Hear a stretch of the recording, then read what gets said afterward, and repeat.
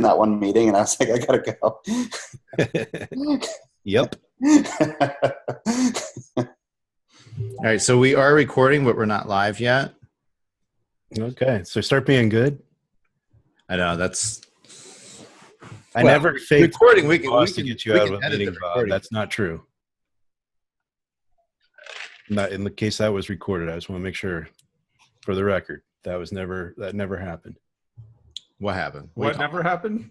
Oh, Bob was talking about how I faked some sort of emergency message to him to get him out of a meeting early. So great. But it didn't happen. We talked about doing it. Yeah. It's just an idea. Yeah. Jeff knows all about that from his DJ days. Oh God. The fake phone call. Here, take over. So is this up on the big FB now? Not yet. It takes a while to go through. Oh yeah. And so it's like honestly, what's the delay usually? I don't know. I don't know about the delay. Maybe a slight. But one thing I didn't like before to get critical was we would go live on Facebook like 10 minutes beforehand. And I understand like getting people involved and stuff, but it's like we were talking about nothing. I actually think it had an adverse effect and could turn people off because we weren't getting started with the actual conversation. Yeah, I could see that. I think the delays normally on a Facebook Live, from what I've seen, and not that I'm any expert, but I've been involved in a few lately, 20, 30 seconds. Oh, really? Yeah. Yeah, so that's not a lot. I mean, it's actually a very long delay, but if you start, like if we start it now, people would still, like, they still have 3 or 4 minutes. Is it started yet though? No. Fire up, man. Are you that? Are you but that? If we start it now, no. How about now? I hate Facebook. You're so excited about it.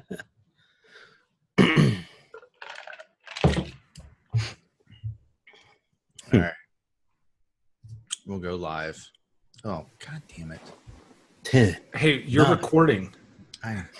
Recording's fun. I can edit the recording. Right. I feel like we're going to be using the slice tool a lot. Yeah, that's going to People's like mouth. Whoa. That's going to call for another employee. No, we're going to keep those parts. All right. Refresh Friday, dealer refresh on the lot and in the forums. Refresh Friday. Share on your own timeline. We're going to share it on our page, I believe. Yep. Dealer refresh. And we're going live. And if someone actually goes to, it will get an echo. Right. But someone should probably get on there and verify. Oh, yeah, I'm waiting for it. Yeah, I can see it. All right, we're good. Says we are live. And shared to your timeline. Look at you sharing so quickly. Dang. So we are live on Facebook. Just live. We've got a few minutes here.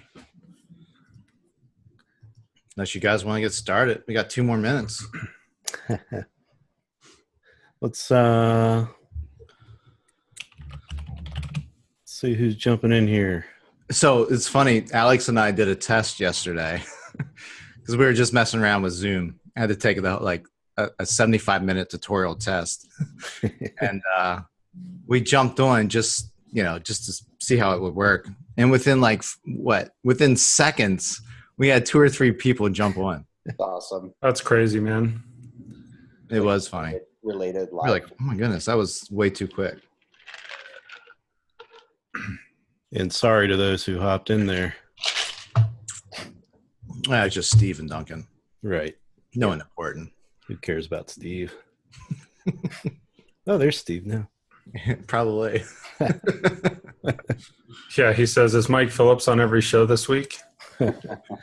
I guess. I don't know.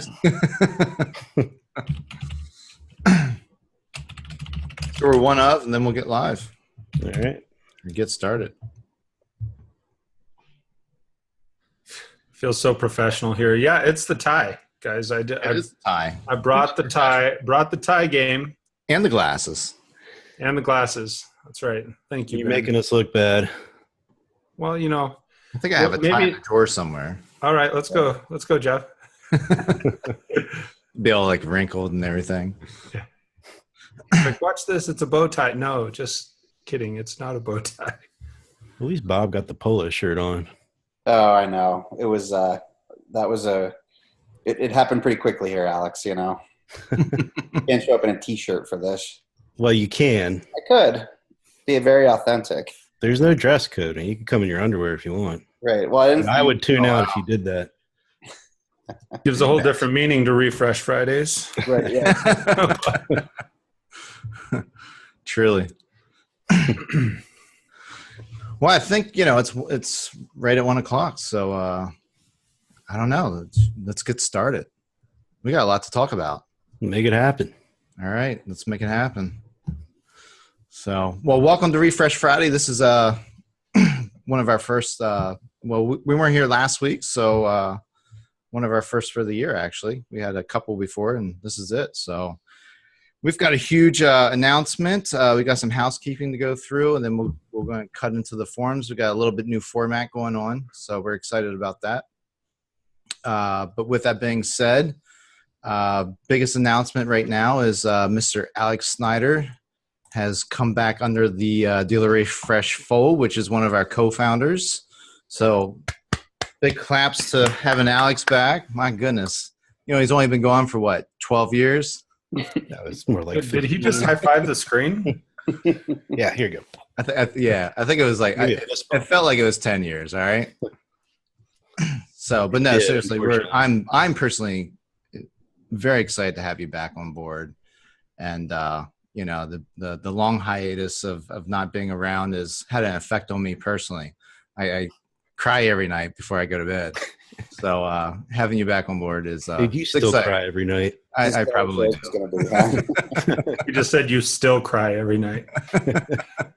I maybe I do. So, but with that being said, we're gonna go back to I shouldn't say go back, but we're gonna rethink some things and sort of go back to what Alex and I first initially talked about and making sure that DealerRefresh is a place where dealerships can come to looking for more information, whether it's technology, process related, in order to sell more cars. And so I'm excited to have you back on board and, back to that original mission statement. Yeah. Helping dealers find solutions. Really that simple. That's what it's all about. That's right. So, and go ahead. Sorry. Well, I was just going to make mention of something we're sort of toying with, just a little idea. I'm not going to touch on it too hard, but we might add something that might be a little XXX oriented at some point. Oh Lord, don't say that. DealerRefresh. All right, good show. Well, let's preempt that something with a little. So the funny thing, Alex and I back in the new kind of refresh. Yeah, we would get a little edgy with things, sometimes too edgy, and usually that was under the influence of Alex. I can remember there was no other influence. There was one time I was truly sweating bullets. It was April Fool's, and Alex decides he's got this great idea. It's 2 weeks before Digital Dealer. I think it's like Digital Dealer 10. I don't know which one it was. I forget. But it was probably like 10 years ago. And he does his April Fool's joke. And he writes this article that Digital Dealer has been canceled. Oh no. My goodness. And it went like I had Mike Roscoe calling me up, threatening to like sue us for business loss. Oh my God. I was like, Alex, man, this was great, but my God, I got so much shit to take care of now. It's well written like a press release. Like it was sort of written like that. It looks legit. It was so bad. So there were some of the edgy things that we had going on. So part of me is absolutely excited to have Alex back on board, but part of me is I'm a little scared. I got to be honest. Just all sponsorship funds go to the legal fund now. Yeah. That probably sounds about right. Yeah. But- So speaking of XXX stuff. Oh, goodness. So what's your plan with the XXX? Well, I think we're going to start a little forum where people can go in and like get their feelings heard a little bit. Come in and ask any kind of question, but it's going to be raw, unfiltered, edginess all the way. We'll see how it goes. That's sort of like back to the original of all the forums. You know, That's right. I've had quite a few phone calls. Man, you guys are tough over there. If I post something, like I get beat up. So, yeah, be willing to get beat up. We keep it pretty raw. So, we're going to get back to that. Not that we haven't been there, but we'll definitely get back to it. So, but that's your XXX. Yeah. All right, I got a buddy who's just dying to get in there and start mixing things up. Oh boy. We'll let him have at it. Yeah, I'm afraid. I'm scared. Yep, I'm not. I think, will Bob be a part of this? That's the scary thing. I'm coming in under a name, an alias name. Under an alias, yeah. V675824. Yeah. Inside joke. Yeah, Bob, you're going to have to wear orange in there, not blue. Yep, fair enough. Yeah. So speaking of Bob, Alex, introduction with Bob. Yeah, so Bob and I have known each other. It's been over a decade. Yes, I was going to say 07-ish probably. Yeah, about time when Checkered Flag came on as a Dealer.com client. Oh, wow. Yeah, how long have you been at Dealer.com? 06, so it's going to be 12 years this fall. Yeah, so not long. No, it's pretty. Yeah. It's always like 30 years in Dealer.com years, you know. That's more than that, man. It's just I think 3 years is like 30 years. That's why I feel so ready to retire, and I just can't quite get it done. Bob, I have to ask, what have you done to deserve this job security? Alex knows. I'm the guy when everything's like swirling and falling apart. He'll take care of it. Don't worry about that. So nothing underground. It's legit. No, it's all been above board. Excellent. I swear. Awesome.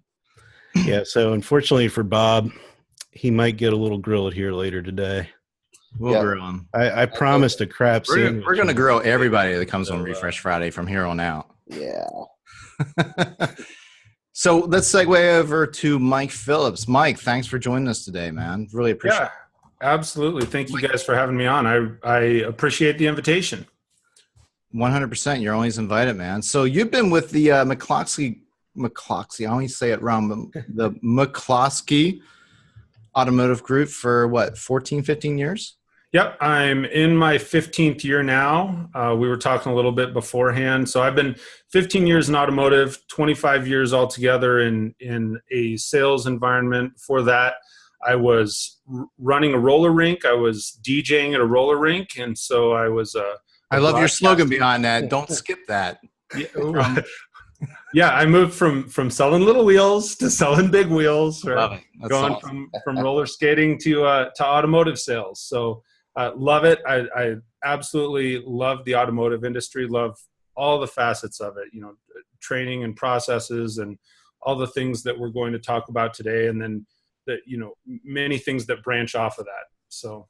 So what I have to ask, because we sort of have maybe a little bit of the same background on the DJ side, but what year how old were you when you were at the skating rink? I was from the time I was 15 until I was 25, 26. Wow. So almost 10 years. I mean, that was the plan. I was going to go through college. I was the next Casey. So you would play the Casey. music and announce the 99s, the 50-cent special hot dogs. Yeah. Oh, absolutely. It's unbelievable. Yeah.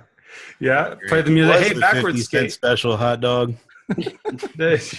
Yeah, back then it was probably less than 50 cents if you think about it. Probably a quarter hot dog back then, right? Yeah. So yeah, late 80s, early 90s. That was a lot of fun, man. That was a fun industry also. It was.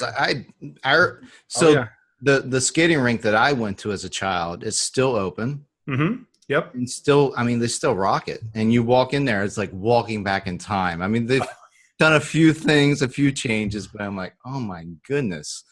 Like, Yeah. I remember the DJ was there. I remember the video games were over here. Asteroids was right there. Frogger was right there. Still got the same brown roller skates. You still got a mirror ball on the ceiling. You know? Yeah. Absolutely, man. That's Americana right there. Absolutely. Yeah. And I have 3 kids. My 17-year-old son then worked at the same rink I worked at for a bit. So, Wow. you know, I'm awesome. coming up. All right. Enough of roller skating. My goodness. So Skating what's means in the something different in automotive. Don't go there. So what's in the news, Alex? What's up? Well, I like to follow Cliff Banks, as I think most people do. I like Cliff. Cliff and I go way back. We got some good stories. Yep. Sheep balls. We need to get Cliff on here sometime. We will, for sure. But for those who don't know, Cliff is the guy who seems to know everything that's getting ready to happen in the industry of major news level. And he was recently reporting how the CDK and Reynolds antitrust lawsuits have been moved to Illinois, which is a win for them, I guess. So yeah, because it's closer to their offices. And now Cox, you know, they'll have according to Cliff, a better courtroom to argue from or argue in. Well, it's closer to their offices, right? That too, but Cliff was making the argument that it's a more friendly courtroom than a proximity thing. Do we want to see these DMS companies like go down? Do we want to see them crash and burn? I mean, I understand the whole purpose behind this because of, you know, data. As a dealership, it's my data, and the CRM companies think or the DMS companies want to sort of have the restriction. Ouch. I think that was for you, bro. I'm going to sit here and not speak for a lot of things. Yeah. Yeah, that's probably smart, Bob. No comment. Jeff, you asked how I've stayed at dealer.com all these years. It's knowing when to speak and when not to. No, this one's for Bob. Oh, look at that. There you go. That's a happy hat. Yeah. A happy hat. This is for when I got to give you crap. Yep, fair enough. That's bad. But anyways, where were we? So you asked the question, are we like hoping the DMS companies crash and burn? Yeah. Are we? I mean, all right. No comment, right? Let's move on. No. I think that there's definitely some anti-competitive and I should say the current DMS companies. Challenged. Big two. Yeah. Yeah. Yeah, they need to be challenged for sure. Yeah, no we'll definitely get we'll get Cliff Banks on here for a Friday and pick his brain apart and see what's going on. Yeah, maybe we can get. He's like the Notre Dame of the automotive industry. What's the guy who's Brockman? Yeah, we should get Brockman on too. Oh gosh, I sat across from him several years ago in a boardroom. It was awkward. Anyways. Moving on. So one of the biggest changes that we've got with Refresh Fridays is going into the forums. And this was sort of our original intent with this. We've got great conversations in the forums. Sometimes they're older conversations. They get renewed. Someone comes in, they bump it. Maybe it's a 5-year-old thread. Maybe we can go all the way back to a 10-year-old thread. If I'm not mistaken, that's sort of what Alex did. And he started this whole new Bump It Tuesday. We need to come up with a hashtag for Bump It Tuesday, right? Maybe start a new trend across other industries. Hashtag BIT. Bit. Yeah, I like that. BIT, bit. So Alex went into the archives of DealerRefresh forums, I think, 2009, if I'm not mistaken? There was one I thought was like 2006, or I saw – no, maybe I was looking at when somebody – yeah, there was for sure a 2009 one, but there were some old ones. Dude, it's insane. You don't have to go very far. No, you don't. You can actually go – let me rephrase that. You can go way, way, way back and find pretty much, well, a whole lot of relevant stuff to today, which when I went back and just started looking through, what should we inaugurate Bump It Tuesday with, I was a little upset at how much stuff was still relevant. Well, I guess I don't know if that's a good thing or a bad thing about our industry. I know it makes me bored sometimes personally. I'm just like, really, are we still having this conversation? It's 2018 and this was a conversation we had in 2009. But, maybe that's a good thing. I don't know. Wait, is Shelly still around? I'm going to guess not. I don't know. Maybe she'll be watching this and reach out to us, right? But she is the one to start the topic, and she wanted to know if you had a magic wand out there in 2010, because this was December 2009 that she posted this, and get your CRM or your IOM to do one thing it currently doesn't do. What would it be? So with Alex's Bump It Tuesday, he brings it back on board. Which, I mean, of all threads, this is great that this is going to be 2009. Here's one of the things. Can I jump in here? One of the things that I thought was interesting about Mike, this thread. Mike, jump in. Hey, well, okay. Why don't I jump in? Thanks, Jeff. I was on a roll, man. You did. Hey, so the thing that I found really interesting about this thread, as you go in, it says, "Hey, if there was one thing you could do in 2010," and it's like, all of the things really that are listed there, we still need in 2018. Part of the problem is CRM companies are there to sell software. I mean, at least we're in a very entrepreneurial dealership.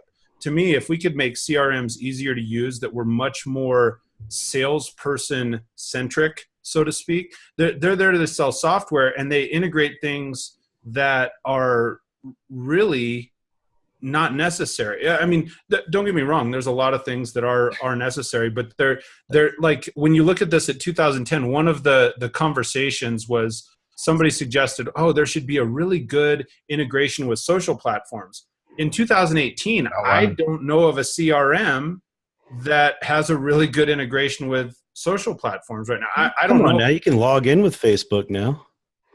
Oh, well, there you go. That's huge. All right, next conversation. What's the next topic? You know what? That's how you check the checkbox in a sales pitch, by the way. Yeah, we're integrated with social. There was I sat through a demo with a CRM, and that was probably close to 7-8 years ago, maybe a little bit longer, that actually did integrate with Facebook and Twitter, and it was pulling.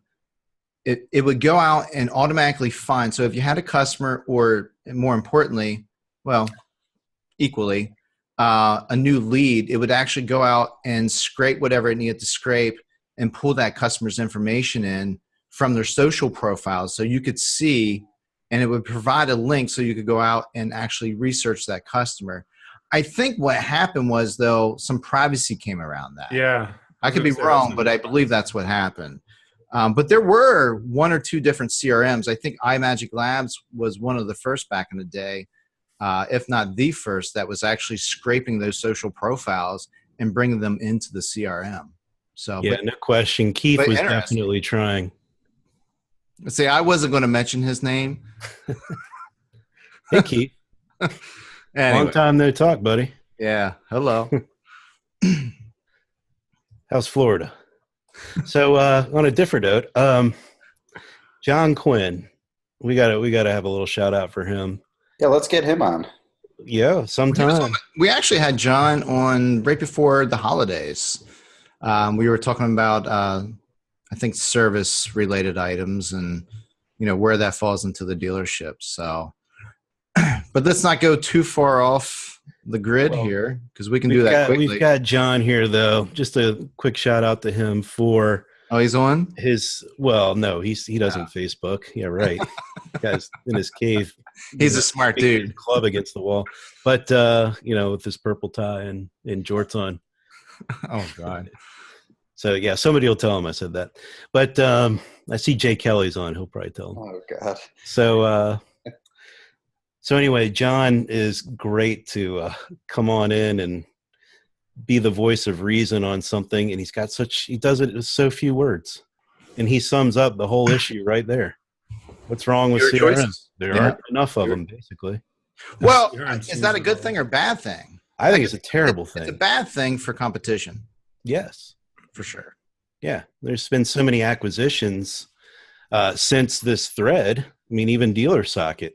Well, and I didn't, when I commented, I really wasn't thinking about what I knew what I was saying, but how it relates. And I'm like, yes, fewer changes. I'm not seeing any major changes in the CRM market, but then again, will we truly, how do we truly innovate the CRM? And there's lots of ways to innovate, but the fact that there's no competition out there. Yeah, there's no competition out there. I mean, they keep doing the same thing. They keep doing the same thing. Yep. So we'll see. So great thread. If anyone has something to comment on, please jump in. Again, this was our Bump It Tuesday thread, 2009 all the way to 2018. Thank you, Alex. And if you have something to say about that, please jump in the forums and comment. So the other thing was, one of the other conversations that we were having, that one of our forum members started, and I think he sort of started a whole shit show, if I'm not mistaken. I think it's probably due to the verbiage of the title. Does your CRM have the right to hijack your data? Yeah, it's slightly misleading. Tell us how you really feel. Yeah. Misleading, but at the same time, in today's society, we sort of have these subject lines that get people involved, get them engaged. And you know what? He definitely did that, because not just here on DealerRefresh, but across some of the other forums, this has been, I guess, copy and pasted over there. And there's some conversations happening as well. But yeah, Steve's got the clickbait going there. Clickbait. There you go. So obviously, the term hijacking is a bit strong. Web control. But it's but it's brought about the eyeballs and conversations. Now, Alex, you had something to say about this, and of course, with your background in CRM from the dealership level and development, there's a good understanding why a CRM company would possibly place some strict restrictions on what a dealership or how a dealership can market to a customer, whether it's an active lead or a current customer. Some of those restrictions, in order to market to them, mass market to them via email. Is there a question in there? I know. I'm messing with question mark. So. Well, my whole point is, let's be real. Most dealers in the market, most dealers will market to their whole database. They will just go all the way back 12 years, whether it's an active lead, whether it's a prospect, whether it's, an inactive lead or a customer that's already purchased a vehicle, they will put them in one big bucket, and week after week or month after month, they will just slam that database with a email marketing campaign, right? Some good old-fashioned spam. And at the end of the day, this has got to cause some huge headaches for the CRM providers, and they've got to step up to the plate. Matter of fact, Canada has their own restrictions, and a lot of the CRM companies up there have actually, I guess, made the adjustments within the CRM just based on the laws. So that's probably going to come down our way as well. Yeah, well, I don't know. Maybe not. I don't know that our government passes things the same way Canada does. But it's interesting you asked a question that way. You talk about other places and other industries. And when we were building the dealer.com CRM, we were planning to utilize some, not have to build everything ourselves. So we looked at like companies like MailChimp and Constant Contact for handling the broadcast email portion out of our CRM. And they didn't want our business. They were not excited about, they didn't come out and say that, but their quotes sure made it feel that way. They didn't want the automotive industry, or no, they didn't want the dealership? automotive industry for some reason. Wonder why. Yeah. So we ended up having to build one ourselves, and God, in that time after launching, I got a lot of lessons in how IP addresses get tainted very quickly. And that's what happens. So CRM providers have to house all of the emails, the direct one-to-one communications, along with the broadcast emails. And if one dealer goes out and sends 30,000 emails in one shot, and all it takes is a handful of people with Gmail accounts and a handful of people with Hotmail accounts to hit junk or spam, and all of a sudden that whole IP address is now tainted with Google, tainted with Microsoft, and nobody can get their emails through anymore. Not even the one-to-one emails where you're just trying to send a customer a quote or talk about a color or anything like that. So it's a real pain. And the company that came up with this policy, I believe, is eLead One. And I get it. I understand why they did it. It makes sense. I'm not going to say that I agree with it all the way. In the thread, John Quinn had a nice little comeback. That in total John Quinnese. It just made all the sense and cut right through the bullshit and got right to the point. But the CRM doesn't understand the relationship fully that the dealership has with the customer. So they don't see what goes on in the parts department. They don't see all the service interactions. They don't know. So they try to make some technical guidelines to get them out of the email trouble tank, and upsetting some dealers. Actually, I posted some of those guidelines, theoretical guidelines, of course. And I just posted those in the forum. So if anyone's out there, please visit this thread and, I don't know, maybe agree or disagree with those, with the criteria, the criteria that a dealer or a CRM could place upon a dealership that would allow them to choose who they can market to and not market to via email. Mike, what's going on? How do you feel about this? Well, yeah, I agree with, and I don't remember who it was that said, or two questions. First off, did you post that on this thread, Jeff? I did. Okay. So I'll pull that up. Yeah, I'd be interested to see that. But from a dealer perspective, one of the tough things with CRM and who's dictating what's going to go where and so on and so forth. See, these are, I mean, those are standard guidelines that you're putting up here. The problem is most dealership personnel don't know that, and the lack of real integration with most CRMs. I mean, we're like, and I'll leave our CRM and DMS nameless, but they don't integrate well. So when people come in and there's not a really good service CRM from where we sit. So when somebody comes into our service department, how does our primarily sales CRM know that we're communicating with the person in service or in parts or, you know, whatever other contact? Plus you have all these other bolt-on components. Any dealership works with multiple vendors to then do, you add on text marketing and social marketing and all and do those all get funneled in and integrated properly in the CRM? No, I don't think they do. And then what happens is the CRM's dictating when you can go back out and communicate with those people. So then you end up with 7 or 8 piecemeal CRMs. I got my primary CRM that my people are supposed to work out of, but I got to go jump into the text system so that I can text these people. And then I got to jump into the bulk email server and email those. And it just becomes, to me, because I'm on the dealership level, it's a nightmare to try and manage my CRM. I need a CRM for my CRMs. No, I hear you loud and clear. So true. Very true.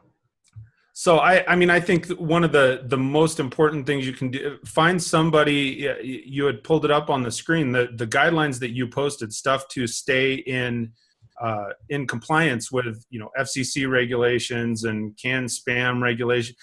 For one, I think there needs to be, and this may be skewed because I do digital marketing, so I'm up on all this stuff here. You need somebody in the dealership that knows that, because quite frankly, even a lot of the CRM or vendor people in the world often don't know that. They have their opinion or their skewed view of what is right. And then the government and the people putting out the guidelines are dictating, well, no, this is actually what's right. So I think that's something also. The education within the dealership and even just within the industry is something that in that arena I think is probably lacking. So, and ironically, you know, if we go back to our Bump It Tuesday, talking about innovation with CRM, is this an innovation or is this just some restriction because we don't have innovation? You know, is it restricting the dealership because CRMs have not innovated? Well, in order it's to hard. see CRMs are so what the newest CRM that has over 1,000 clients, let's say, was coded in like 2003.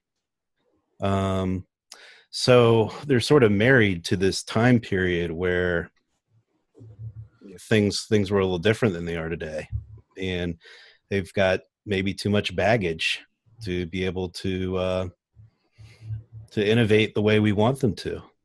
Yeah, possibly. That's an idea. Software development in general is different today than it was in 2003, 15 years ago. Are you kidding me? It's different than it was in 2015. You know, so even the development of that, I think, Alex, when you're saying it's like, yeah, you know, how innovative can you be because you're married to that programming, this type of programming that functions on XYZ platform. Right. So Some Mike, good old .NET for you. So Mike, you mentioned the CRM for your CRM, you know, Yeah. so let's talk about, you know, bundled software. We've, you know, Steve Stoney is one of our contributors and a longtime dealer refresher. And he brings up the point that dealerships shouldn't bundle our software companies. What he means by that is, do you hire the same company that does your SEM that also does your CRM or your SEO, your SEM, and of course there's other facets of that as well. But I think that was typically Steve's point: is do we bundle these companies? Do we work with one provider that does it all? And his philosophy is no, we don't, because if you have separate companies, you can pit them against each other. You can cause this competitive landscape per se, and that ultimately is better for the dealership. Bundling. What do you think? How many dealers are capable of holding all those different vendors accountable for all those? That's always the tough part. I'd rather have. How would they even know how to do that? All right, sorry, Bob. Let me throw my hat on for you. Softball. Now we're talking. Yeah, there we go. Yeah, I mean, I think it all is approach there, you know, and because look, I read Steve's thread. If you're asking someone, hey, just throw a bunch of money into this bucket and don't worry, we'll take care of it. Wink, wink, nod, nod, that sort of thing. Sure, but if you're, you know, kind of deliberate and intentional in what your goals are, and you demand of your provider or providers, kind of, you know, real. You know, tracking of KPIs, real kind of, you know, determining outcomes up front and actually measuring them, then in some ways, you know, the pitting against one another, I would rather, you know, obviously dealer.com, I can speak on behalf of us doing both of them, think of them and you know, how can we allow them to complement one another? And that there may be times when you say we need to, you know, kind of let them have some tension in places, but there's a good way, and one of the products we're developing, and I won't go into a product roadmap soapbox here, I could take up the whole hour, but you know, we're working on a product that essentially allows a dealer to get a digital marketing mix. Here are my outcomes I'm after. Here are you know, I'm in a conquest market. There's a new dealership down the road. I'm trying to move trucks, that sort of thing. And we start to recommend a mix, and it's not just a spend this money and do this thing, but it's if you do this, you will see this type of result. But that's my dealer.com perspective, you know, but I do think that we as vendors that do both need to hold ourselves accountable even before our dealers do, because again, we should be the ones that know what success looks like on their behalf. There's two different conversations. I was getting ready to throw another comment. That's a good hat. Just hold on to the hat. Hold on to the hat, Alex. When I'm saying the CRM for CRMs, the struggle is the integration of these companies and these software companies to integrate to communication with our customers or potential customers. I think that's a different conversation than should you use the same SEO and SEM company.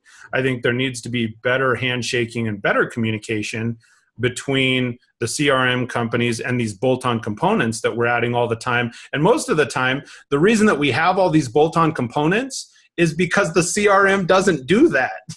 Oh, hey, we need a texting company because our CRM doesn't do that. Oh, you need a social marketing company? Oh, well, it's because the CRM doesn't do that. So we get all these workarounds, but I think that is a different conversation than who's handling your SEO and who's handling your SEM and who's holding those accountable. Personally, I agree. It was Steve, I think, that had said that in the forum, right? I agree with him. I think you should use different vendors, but then to Bob's point, you have to have somebody in dealership that knows what they're looking for, that knows how to measure those KPIs, that knows how to read analytics, that knows what the heck they're doing but besides, and I appreciate that you're saying, hey, the vendors should hold themselves accountable. I truly do appreciate that. At the same time, you need somebody on the inside to be able to hold them accountable also. No doubt, yeah. Yeah, so every dealership needs a Mike Phillips. There you go. I'm not saying that. I appreciate the compliment, Alex, but that wasn't where I was headed. So, saying every dealership needs someone that understands that. So, yeah, unfortunately, at some of these organizations, they'll remain nameless.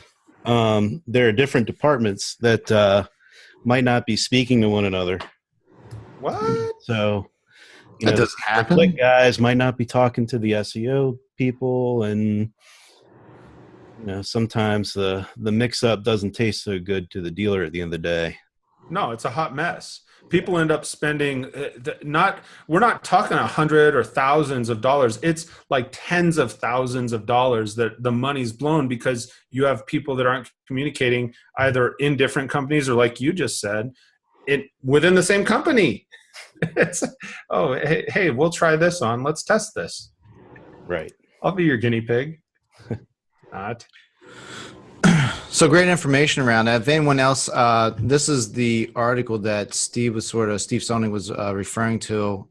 This will make you cry. And this poor That's gentleman, a good post. That was fantastic. And the unfortunate part, this is happening every day on the dealership level. I mean, you couldn't ask for anything better here. And we've got some great comments, some help with this gentleman here. We're gonna bring this one back in like 2 years. This will be like one of those. Set a calendar reminder to bump it up. Yeah, bump it Tuesday on this one. Yeah, this will be a bump it Tuesday, like in 2 months, and then 4 months, and 6 months. Right. In 2020, when the space cars are here, we'll bump it again, and we'll be in good shape. Space cars. Can we change his username to Stephen King, because he about as long as Stephen does? I have access to do that. So we were speaking about SEM, SEO, and bundling it and not bundling it. Speaking of SEO, we've got something scary on the front. I guess we could call it scary. Let me go back into the screen share here, and we've got Mr. Rick Buffkin. He's been one of our one of our original dealer refreshers. He's very active on our forums. He's got a website. Rick's a good dude. Yeah, fantastic dude. We've actually had him on Refresh Friday quite a few times. But he brought something to light, and he did a search on one of his dealership websites, and all of a sudden, all the title tags are all messed up. It's just crushing anything he's done with SEO. It's got, I guess, information from other dealerships. Apparently it's a whole mess. It's definitely brought up a lot of information, a lot of conversation. So, I mean, he's, he got crazy with the blue highlighter here. But I like the Copeland Toyota one. That's going back a ways in the Hampton Roads marketplace there. wow. So I mean, where are these coming from? What's going on in Tennessee? Who knows what's going on here? Yeah, if you I put it in refresh this morning, I believe. Okay. I think it's on page 3 of this. So, I kind of laid out what we've done, what we know, what we've seen here. Maybe my page 3 based on how I paginate, but it's essentially Google is canonicling, or at times canonicling other sites essentially that they see as duplicate. And it's crazy because top level domains all different, of course. In a lot of cases these sites all have unique content anyway, like some of these service pages and that sort of thing. And they actually say in Search Console, Google chose to canonical a different page than you told us. Alex knows this can't have been going on forever. Can right? I interrupt you for a quick second? Yeah. And can you define canonical? There might be some people watching who. Sure. I mean, it's essentially the what's the best way to describe it? It's like when there are multiple things, it's the one thing that's like the true source of truth or whatever, right? So when there's a disparate set of things, this is the point of truth.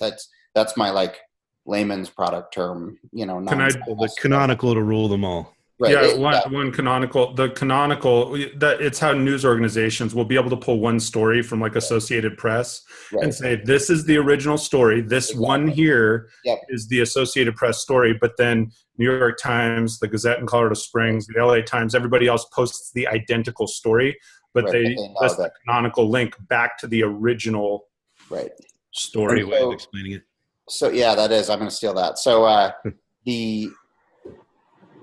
we were thinking, how could this have been going on? This obviously we've had a platform up for 20 years now or something like that. And it looks like there was an algorithm change made at the end of the year that started to do this. And so I know, right? Thanks for the heads up.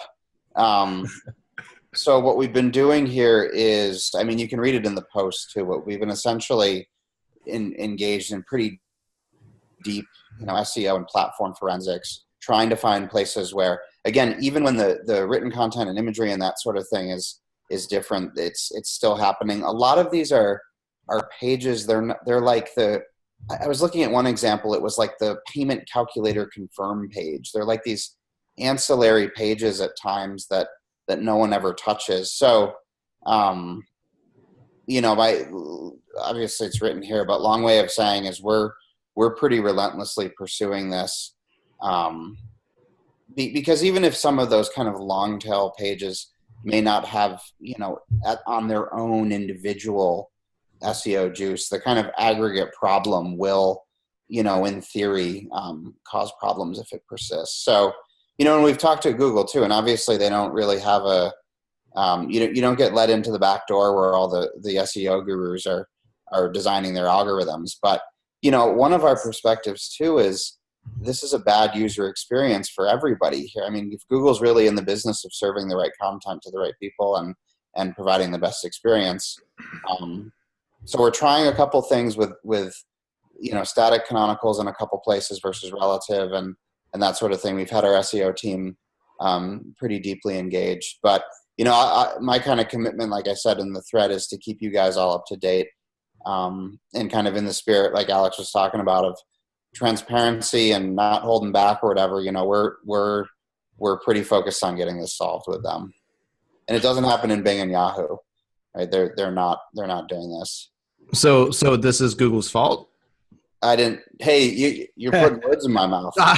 No, that's can I answer that one a little bit for you, Bob? Yeah. Just to give you a little bit of little slack, maybe. Thanks, Alex. So I've talked to one SEO guru. We'll keep his name out of this, and a dealer.com competitor who asked me what was going on with this thing. And they both said that they are seeing some of these issues occur in other verticals, not just automotive, and maybe with another provider who also remain nameless. Yep, we know of one at least. Yeah, it doesn't seem to be isolated to dealer.com, but dealer.com seems to be the most affected by it. And you got to figure we've got, some of it, and not to beat our chest or whatever, but it's a market share we've got X percentage of the market, and we've got the most sites and that out there. So yeah, you can stop beating your chest now. You'll knock me right down. I know, Alex. I think one of the things a lot of the large website providers didn't realize is when Google did change the way that, because Google's out there for one thing. Google wants people to continue to use Google, so they try to get them the most relevant content. Look, if I type this in, if I share this information, whatever it comes up, it becomes the most relevant content. Well, when Google made the change in the SEO arena for canonical links and so forth, one of the things a lot of these big companies I don't think realize, and this may not be a popular comment, but a lot of large website companies will take and they'll cookie cutter pages and drop them in on multiple dealer pages, and then Google tries to figure out which one's the most relevant, and that's the one I'm going to serve. Sure. Because that's the most relevant person. So then it's redirecting everybody else's search to that cookie cutter web page. And unfortunately, it's one of those things, and not that I'm any expert or guru on it, but we sit and study it. I have a young man that works in-house for me that he does our own content in-house, fortunately, so we don't end up with something that my web provider is going to say, well, this is what you should be displaying on the page because this is relevant right now. Well, it may be relevant nationally or for you or for cars, but here's what's relevant in my market because my store says it is, my community says that it is, so we don't end up with duplicated stuff. If we did, it would be somebody newsjacking from us, and not that that's the best way to do it, but I think that is one thing. That's why you're seeing it in other verticals too. If you have somebody that's developing websites for dentists, and they're saying, well, because in the dental field, here's what's important and here's what's important, and they're dropping all those dental field web pages onto those other websites, Google's going to try and figure out which one's the most relevant. It's going to drive all the traffic there organically. Yeah, it's interesting in this case where, and this is, I think, the biggest challenge in this in general is, even though we're saying to Google, this is the page, this is the canonical for this is the origin, they're saying in Search Console, we're picking another one, and so to me, someone say, oh, Google, it's to Jeff's point, is it Google's problem? Yeah, sure, we'll get them to fix it, right? No, the answer is going to be, we need to figure out how to more or less better convince them on these pages that what we're saying, as in this page is the origin page, is the right page, right? The box used to be here. They moved the box over here. We've got to move into that box. Yeah. Simple, huh? It's a big box. Yeah, no. Well, either way, Bob, we definitely appreciate you coming in and representing dealer.com, Cox, whoever they are now. Yeah.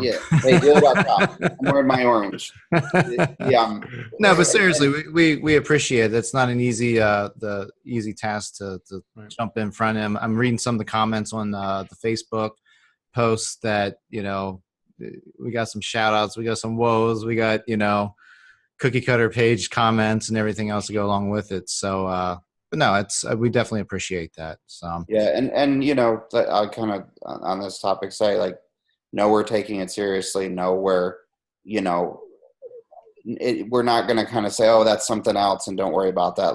You have to. You're a large company with thousands and thousands of accounts, so you have to take it serious. Yep, no doubt. And to echo a little bit on what Jeff was saying here, and it goes without saying, thanks, Bob. So, but you didn't put your friendly hat on when you said that. I knew. Come on, Alex. Come on. All right, here you go. There it is. There it is. So now it touched his heart. Yeah. There you go. More important. Yes, I used to work there. I have one.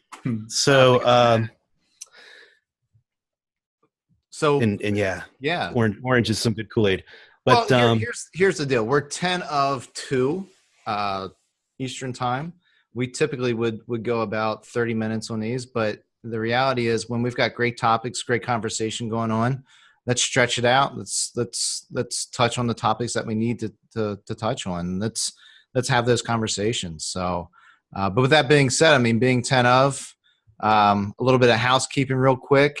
Alex, welcome back. Thank you very much. Mike, absolute pleasure. We'll definitely have you back here very soon. And once again, thanks, Bob, thank you so much to put your neck out there on the line after all this crazy conversation. And we won't have Bob back, though. No, we won't have him. Bob won't be back. Send the guy a hat. Hopefully not. You don't want to come back. I'll send you a dealer.com hat. Yeah, sure. I have plenty of those, Alex. I have an extra Cobalt. Would you like that? No, I'm good. I want to get on with Cliff and John Quinn. I think that'd be a good crew. That'd be a fun one. Absolutely. Yeah. So with that being said, anyone that's out there watching, thank you very much. We'll be back here next Friday. Another Refresh Friday hashtag. What is our hashtag? I should know this. Hashtag Refresh Friday. So please like, share, do whatever we need to do, and let's keep the momentum going. So thanks, everyone. Thanks, guys. Bye. See ya.